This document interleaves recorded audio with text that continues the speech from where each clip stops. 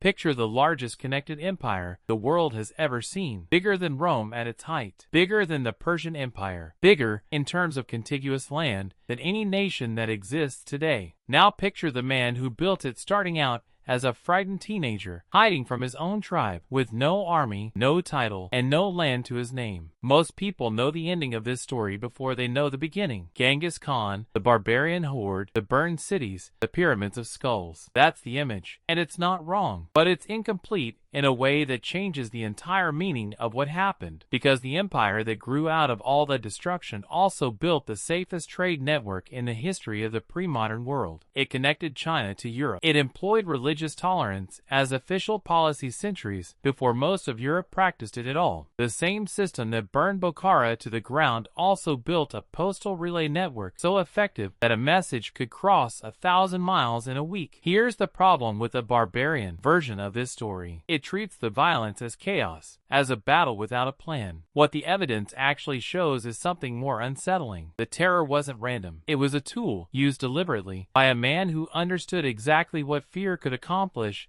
that armies alone could not. From the saddle of Genghis Khan, the destruction of a city like Otrar looked like justice. A trade caravan of roughly 450 Mongol-sponsored merchants had arrived there in 1218, and the local governor, a man named Inalchuk, accused them of espionage and had them executed. When Genghis sent envoys demanding the governor be handed over for punishment, the Khwarezmian Shah, Muhammad II, had the Muslim envoy killed and sent the surviving Mongol messengers home with their beards shaved off, a calculated act of humiliation. From where Genghis Khan stood, this wasn't the beginning of a war of conquest. It was the punishment of an insult that could not go unanswered. From inside the walls of Otrar and Bukhara, it looked completely different. It looked like annihilation arriving without warning. For a crime committed by a governor most ordinary residents had never even met. Historians estimate the Mongol force that besieged Otrar numbered somewhere between 50 and 75,000 men against a garrison of perhaps 5 to 15,000 defenders. The casualties on the Khwarezmian side are described in the sources simply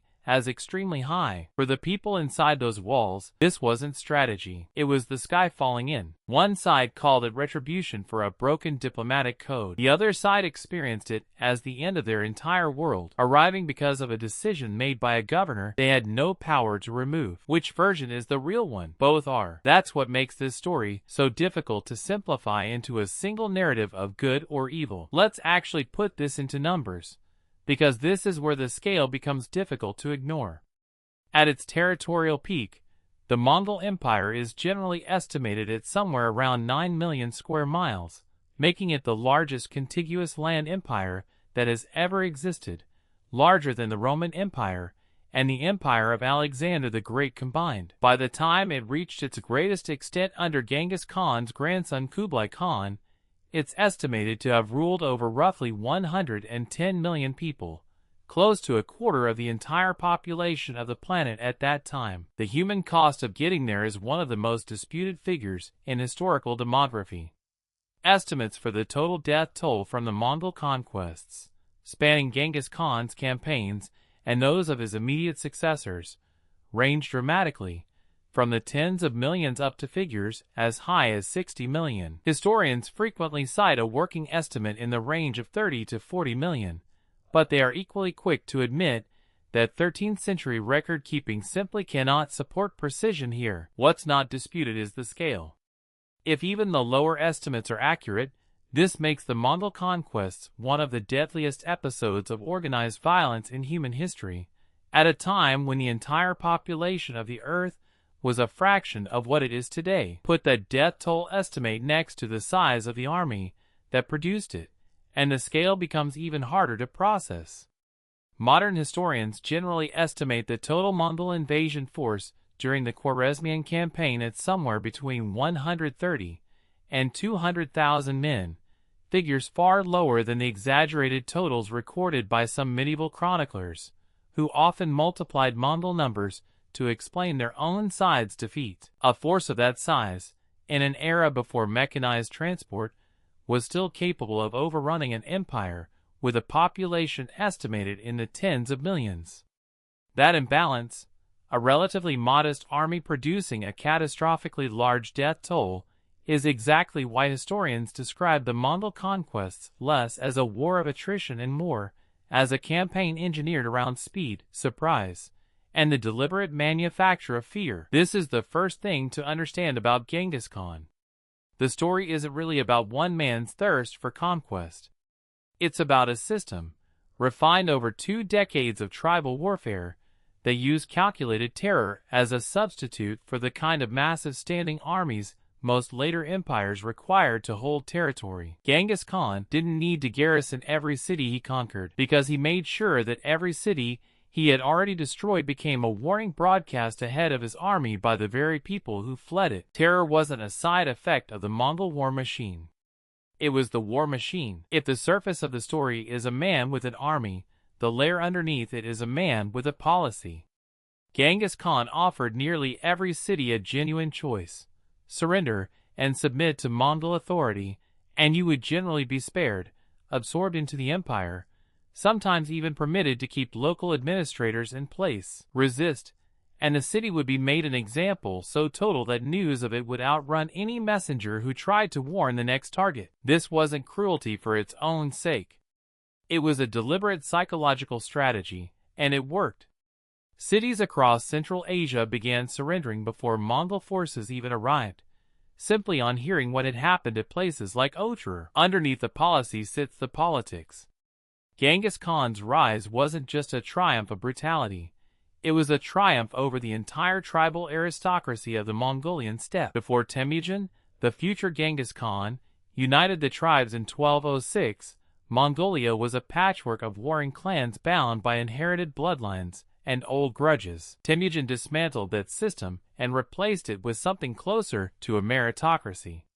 Loyalty and skill mattered more than lineage. Generals like Subutai, who would go on to become one of history's most successful military commanders, rose from common origin specifically because the old aristocratic gatekeeping had been broken. The empire's official story was unity and universal law under a single ruler. The political reality was a revolution that gutted the old steppe elite and replaced them with people who owed everything to Genghis Khan personally. The empire was the face of the system. The meritocracy underneath it was the engine. Underneath the politics is the economy, and this is where the story stops looking like pure destruction. The Mongol Empire didn't just plunder the Silk Road, it took control of it, and once it did, Genghis Khan and his successors had every incentive to protect it. Merchant caravans that had once faced bandits and warring local rulers across Central Asia now traveled under a single unified authority.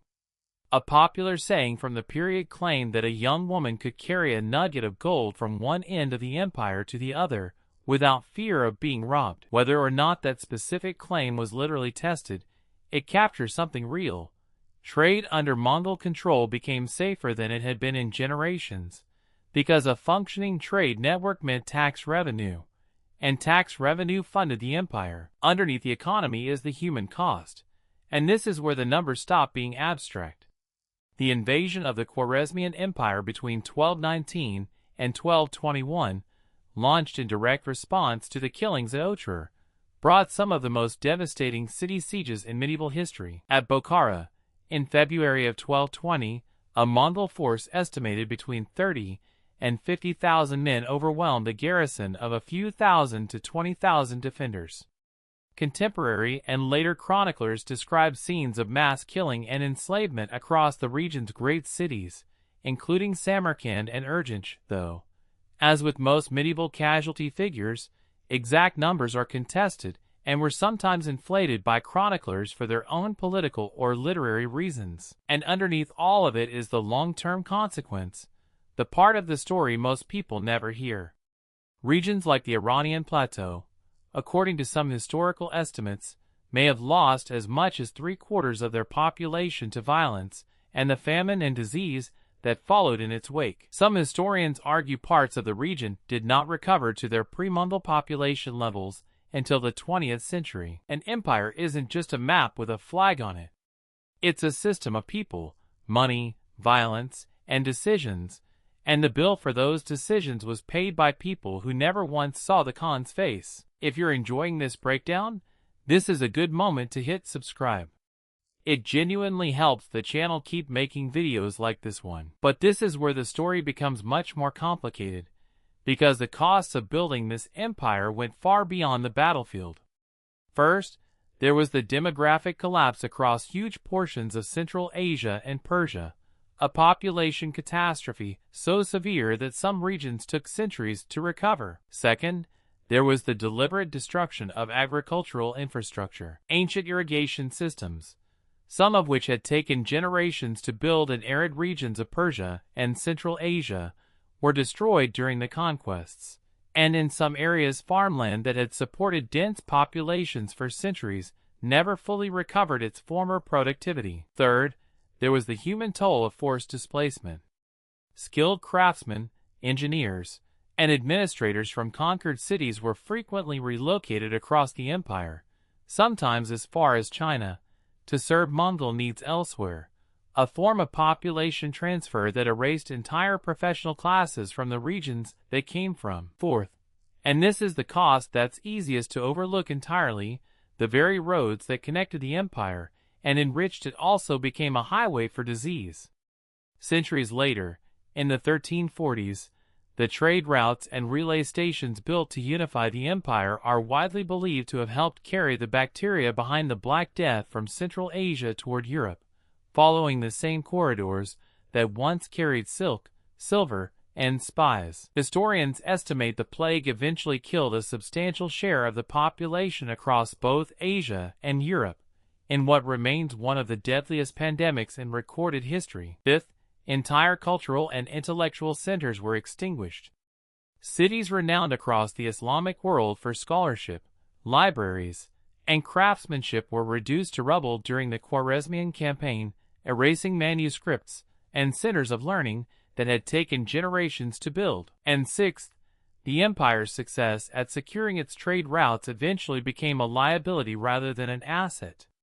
The same efficiency that let a merchant travel safely from China to the Black Sea also let disease travel just as efficiently, a cost that wouldn't become fully apparent for another century, but one that traces its origins directly back to the infrastructure Genghis Khan's conquests made possible. The empire could expand because the costs of that expansion were being paid somewhere else, by people whose names never made it into the histories written by the winners. And if you think the fall of Otrar was the turning point in this story, what happened during the invasion of Khwarezmia afterward mattered even more.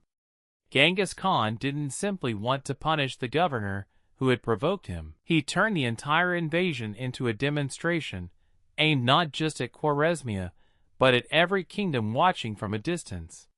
City after city was given the same choice Otrar had faced, and city after city that resisted was destroyed with a thoroughness designed to be heard about, not just witnessed. And Alchuk himself, the governor, who had triggered the war, was reportedly captured alive and executed, according to some later chroniclers, by having molten silver poured into his eyes and ears, though modern historians treat this specific detail as possibly apocryphal, a piece of dramatic embellishment layered onto an already brutal reality. What's certain is that the Khwarezmian Empire, one of the most powerful Islamic states in the region, collapsed within roughly 2 years of a conflict that began with an insult over a trade caravan. The event everyone remembers is the destruction. The event that actually shaped the next century was what the Mongols did once the fighting stopped. So if pure destruction had worked for Genghis Khan for 2 decades, why did the system built on it begin to change? The answer arrives just 2 years after his death in 1227, during the reign of his son and successor, Ogedai Khan. In 1229, as Mongol forces closed in on the fall of the Jin dynasty in northern China, a faction of Mongol commanders proposed something almost unthinkable even by the standards of the previous decades: exterminate the agricultural population of northern China entirely, and convert the emptied farmland into pasture for Mongol horses. The plan was seriously debated at the highest levels of the empire. It was a Khitan scholar and administrator named Yelichukai, who had entered Mongol service under Genghis Khan himself, who argued against it. Chukai didn't appeal to mercy. He appealed to arithmetic. He laid out, in concrete terms, how much more wealth the empire could extract from a living, taxed population than from empty grassland. Ogi was convinced. Chukai was placed in charge of administering northern China, built a functioning tax bureaucracy, conducted a census, and by some accounts helped enrich the Mongol treasury far beyond what pure plunder had ever achieved. That single debate marks the real turning point in this story. The empire that Genghis Khan built through terror and destruction became, under his successors, an empire increasingly held together through taxation, administration, and the deliberate preservation of the very populations it had once seemed determined to erase. The old world of pure conquest didn't disappear overnight. It was replaced, piece by piece, by men with ledgers instead of only men with swords. An empire built on horseback eventually needs someone who knows how to read a ledger. This shift reveals something important about how the Mongols actually held onto power against opponents who, on paper, should have had every advantage.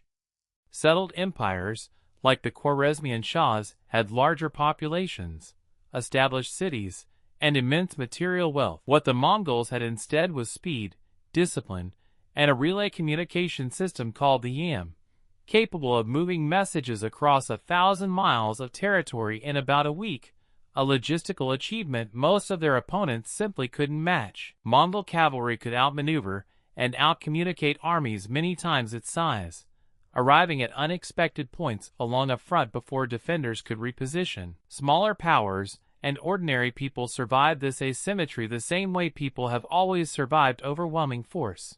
Through submission when resistance was hopeless, through alliance when it was possible, and through the quiet preservation of language, religion, and local custom even under foreign rule. Many regions absorbed into the empire retained their own governors, their own faiths, and much of their own daily life, provided taxes were paid and rebellion was avoided. But submission wasn't the only strategy that worked, and one battle, decades after Genghis Khan's death, proved the Mongols were not actually unstoppable. In September of 1260, at a site called Ain Jalut in present-day Israel, an army of Mamluks from Egypt, led by the commanders Qutuz and Baibars, met a Mongol force under the general Kibuka. When Hulagu Khan, Genghis Khan's grandson, sent envoys to Cairo demanding surrender, Qutuz had them executed and their heads displayed on the city gates, a direct and calculated echo of the same defiance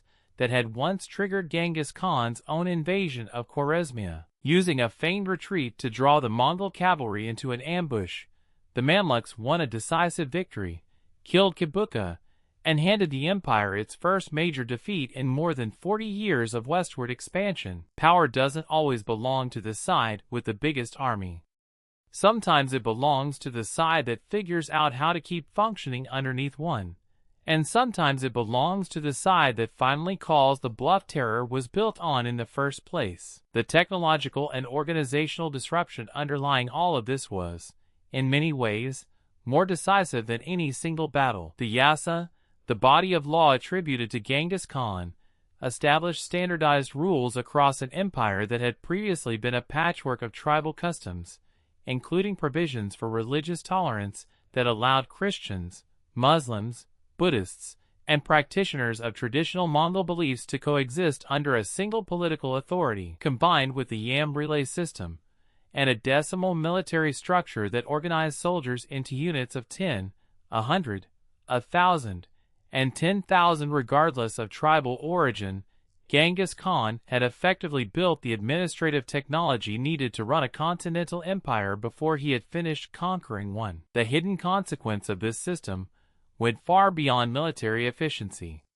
By dismantling tribal loyalty as the basis of the army and replacing it with a merit-based command structure, Genghis Khan created a fighting force that could absorb conquered soldiers directly into its ranks, growing stronger with every victory instead of simply occupying more territory it had to defend. The political and ethical dimensions of this empire are genuinely difficult to assess by modern standards, and historians remain divided on how to weigh them. The religious tolerance written into the Yassa was real, and it stands out starkly against the forced conversions common in many medieval states. At the same time, that same legal code operated alongside campaigns of destruction that, according to many estimates, killed a meaningful percentage of the world's population at the time. Judging this history requires holding both facts simultaneously rather than resolving them into a single simple verdict. The law changed how the empire governed its conquered peoples. It took much longer, and cost far more, for the conquest itself to end. Ordinary people didn't just endure this history, they shaped what came after it. Across Persia, Central Asia, and China, conquered populations preserved their languages, religious traditions, and cultural identities under Mongol rule, in many cases outlasting the Mongol administrators who governed them. Skilled Chinese, Persian, and Central Asian administrators like Yeluchukai didn't just survive the conquest, they became essential to how the empire actually functioned, embedding their own traditions of law and governance directly into the machinery of Mongol rule. The entire point isn't just to understand what happened to these societies. It's to understand what they did with what happened to them. The legacy of this empire is still visible today in ways that are easy to miss. Put three consequences together, and the connection becomes clear. First, the modern borders and ethnic geography of a huge stretch of Eurasia, from Russia through Central Asia to China, were fundamentally reshaped by Mongol conquest and the successor khanates that followed it. Second, the Silk Road trade networks the Mongols secured helped lay groundwork for centuries of Eurasian commercial and cultural exchange, indirectly shaping the world Marco Polo would later describe to an astonished Europe. Third, the genetic legacy long attributed to Genghis Khan personally is now itself a live scientific debate. A widely publicized 2003 study proposed that a particular Y chromosome lineage, carried by roughly 8% of men across a huge swath of Asia, or around 16 million men worldwide, descended directly from Genghis Khan. But a 2026 study analyzing ancient DNA from suspected descendants buried in Kazakhstan found they carried a different, much rarer branch of that lineage, casting real doubt on the popular 1 in 200 claim. Without a confirmed DNA sample from Genghis Khan himself, that question may never be fully settled. It's also worth sitting with how differently this legacy is remembered depending on where you're standing. In Mongolia today, Genghis Khan is a national founding figure, credited with unifying a fractured people and putting them on the map of world history in a way no one could ignore. In parts of China and Central Asia, he's remembered, however uncomfortably, as a state builder and lawgiver whose administrative innovations outlasted his conquests. But in Iran, Iraq, and across much of the Islamic world, his name is still associated first and foremost with catastrophe, a reminder that the same historical figure can occupy completely different places in the collective memory of the people his empire touched. The rise of this empire looked, from the outside, almost unstoppable. Superior cavalry tactics, a communication network no rival could match, a legal and administrative system that could absorb conquered peoples rather than simply crush them, and a reputation for terror so effective that many cities never risked finding out if it was exaggerated. Contemporaries genuinely believed the system could continue expanding indefinitely, but only a few pressures needed to align for the cracks to show. Succession disputes among Genghis Khan's descendants repeatedly threatened to fracture central authority, since Mongol tradition lacked a clean, uncontested system for choosing each new great Khan. By the 1260s, the empire had split into four increasingly independent khanates: the Yuan dynasty in China, the Ilkhanate in Persia, the Chagatai Khanate in Central Asia, and the Golden Horde in Russia and Eastern Europe, each pursuing its own regional interests. And then, in the 1340s, the same trade routes that had made the empire wealthy carried the Black Death along their length, devastating populations, and disrupting the commercial network the khanates depended on. The Yuan dynasty in China finally fell to the Ming in 1368, less than a century and a half after Kublai Khan had ruled a quarter of the world's population. The defeat at Ain Jalut in 1260 didn't end the empire, but it marked the moment the illusion of invincibility cracked in front of the entire region. Combined with the succession disputes and the eventual arrival of plague, it revealed something that had been true all along and simply hadn't been tested yet: An empire held together primarily by fear and superior mobility was always going to be vulnerable the moment an opponent found a way to neutralize both. So here's the full picture, beginning to end. What looked like a story about one man's savage ambition was actually the story of how terror, law, taxation, and trade were fused into a single system capable of running a quarter of the known world. Genghis Khan built the war machine. The administrators who came after him, men like Kai, built the machinery that let it survive his death by more than a century. The crown was Genghis Khan. The system he built outlived him, spread disease as efficiently as it spread trade, and reshaped the ethnic and political map of an entire continent in ways still visible on a modern globe. History remembers the burned cities. It's worth remembering the ledger that came after them too, because that's the part of the story that actually explains how this empire lasted as long as it did, and why, nearly 800 years later, we're still arguing about exactly how much blood it cost. If you enjoyed this documentary, subscribe to Gunovate for more hidden history, forgotten stories, and the darker side of the events that shaped our world.